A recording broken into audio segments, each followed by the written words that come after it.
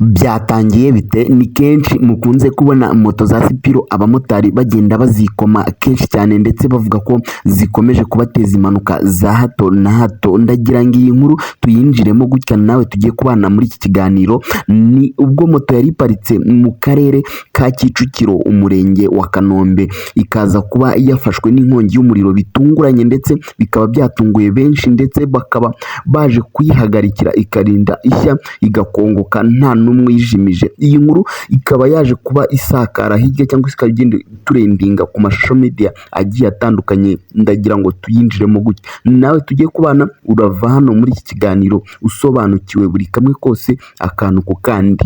Njye mugiye kubana ni Mr Nkusi nk'ibisanzwe, iyi bakayita Ineza G, ntucikwe.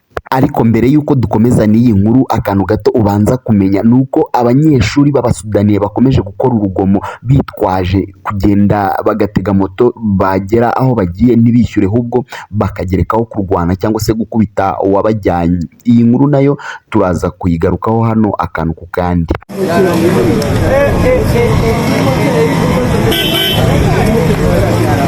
Bega yabaye hene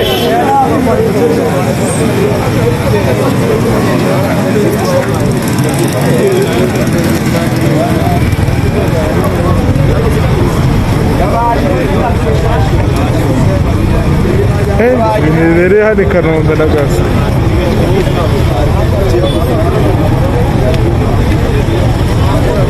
ahiye karakubwira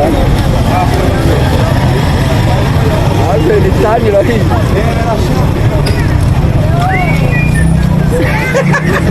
Musegoni wamenya ko wigeze Uzaje kuzimya ibyo byarangiye. ariko nimba nabagize uwo mutima Byarangiye. ariko uyu mwana agize kuro Azaze. buriya ni amapine yafatanye na chambriere nibyo biri kwa